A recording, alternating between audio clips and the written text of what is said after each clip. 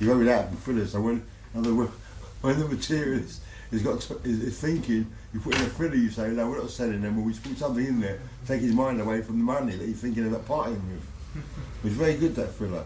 Use fillers, you know. Good, man. Yeah. Well, it's wonderful to see you here this morning.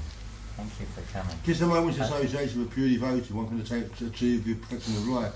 I'm going now, Janananda Goswami. The part of the deities, but Hare Krishna, I'll tell you what, I'll leave this with you. I haven't got it to spare. That's for you to use as you can, brethren. Come back to me. Hare Krishna. I've got pages and curtains with that, but Krishna will get back to me somehow. Hare Krishna. Hare Krishna.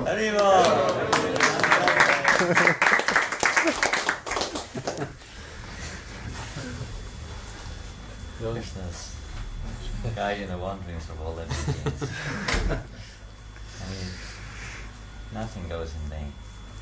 Any little service anyone has rendered in a movement, no matter what it is, however small it may be, never forgotten. You see this again and again. He mentioned actually, he tuned right into what you're talking about. It was nice fun. He said, Richie's, you're talking about Krishna taking away. Yeah. Richard Chavirya lost his little daughter. Yeah. Yeah. That's an amazing example. Krishna taking the dearest away. Ishwar Prabhu, you know Ishwar? Yeah. Now in Australia. He lost his wife, Harry Priya, maybe 5 or 6 years ago, I'm not sure. Something like that. You know he just lost his daughter? No. He's living in Australia. He has 3 daughters. 2 or 3, I think. 1 or 2, maybe he's got 2, I can't remember. He's got 2 or 3 daughters. And one of them's still with him. And he was living with her near New Gobda in Australia. So about a month ago, he goes out regularly to do service to the deities in New Gobda. About a month ago, he went to do his evening service cooking for the deities, and his daughter had just a bit of a headache before he left to go to the temple. She said she wanted to stay back and just rest. When he came back, she was collapsed on the floor. She was unconscious.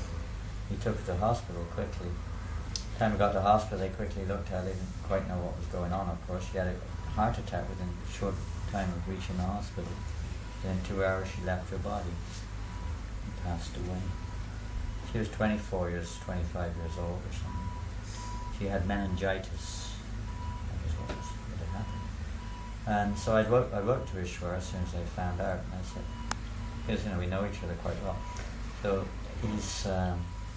he's gone through a lot of challenges since his wife passed away, but she was a wonderful devotee. And they were very close to each other, very close. And that was a big challenge. So I thought, my goodness, this is really going to be a heavy challenge. He wrote back, he just said, no, I understood that Krishna's, he's putting me through a heavy test, but I just feel like he's taken away strong attachments which I have in this world. And he was talking very positive. I didn't say anything like trying to even over sympathize, because he's there with all the devotees and he knows the philosophy better than I do.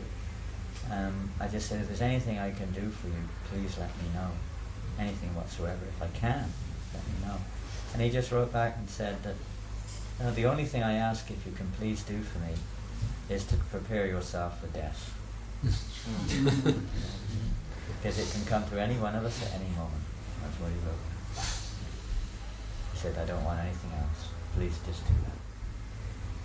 And that's really what there are many things we have to do within our lives, but in one sense, that's what we're all trying to do, to help each other. Even Prabhupada, everything was taken away, you can say, but he was just showing us how to prepare for death. Many of our devotees are like that, show us how to prepare for death. And in one sense, that's what life's for, preparation for death. The whole Bhagavatam is based upon that point, practically. Even now, I don't know, maybe you know more than I do, Richard Chavirya Prabhu's position. I eagerly want to go and see him, but I don't know if it's possible. Bhajahari Prabhu wrote to me and said it's not easy at the moment, but I don't know. The candidates in close touch. Yeah, he told me to contact the candidates, what Radha told me to do. But whatever it is, it's a great opportunity, and not just when we're dying, we're all dying, but when we're so-called living and we think we're all right. We really need each other's help. We make mistakes, and we definitely do have, at least I do, a lot of false ego. We need each other's help to try to remember Krishna more and more and more, put Krishna more and more in the center of our lives, otherwise it carries on a little longer.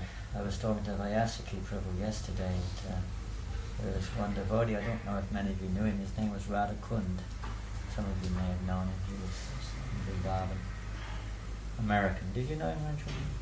He wasn't known, I don't know if he ever spent time in the UK, but he was from America. He went through a lot of ups and downs as a devotee, we could say.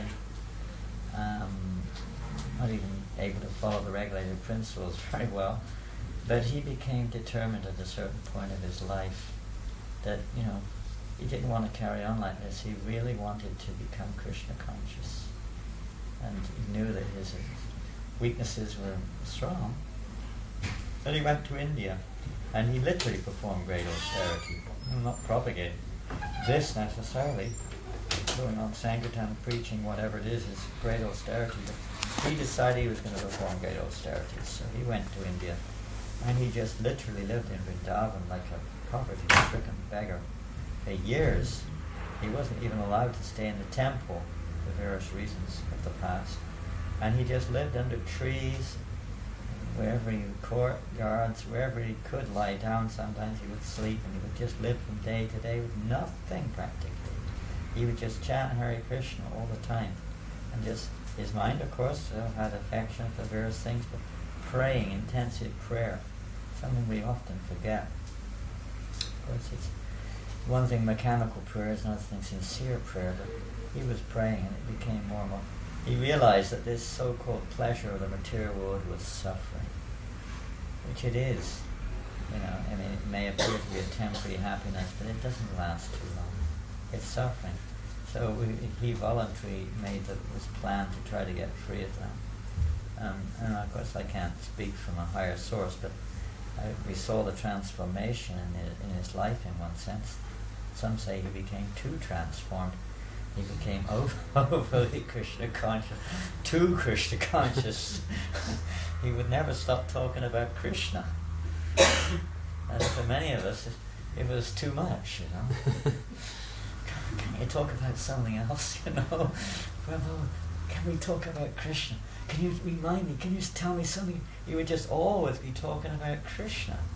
He couldn't stop talking about Krishna, maybe a little bit overboard for some.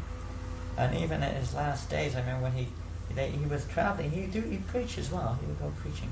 He was in Maharashtra, and then he understood he had cancer or this and the other. He took care for his body at all. So then they tried to cure, and they took him to the hospital, and he wasn't interested. Some of his students, they tried to cure him, and he was. Then he realized it wasn't going to work, and he didn't want anything more to do with that anyway. He just made that decision. So he went to Vrindavan. They brought him to Vrindavan, and came up to Vrindavan. And by this time, so many devotees, you tend to appreciate somebody when they're dying more, I guess. And the temple gave him a room, and all the devotees came, and we were all doing kirtan, and he's lying there, it's like a man just about to die, and he got a big smile on his face. Everyone else is wondering what they're supposed to do. Are we supposed to look like we're sorry for him, or what we're supposed to do? And he's got a big smile on his face. And those are putting garlands on, and someone's saying, don't put so many garlands on, it might be too heavy for him. He said, put more. If I die due to the weight of the garlands, I'll be so fortunate. And then he was totally disinterested in the whole thing. And then he just started talking for like 1 hour non-stop. He just started talking about Krishna Katha non-stop. And these helpers were trying to does everyone leave? He said, no, tell him to stay, I'm enlivened.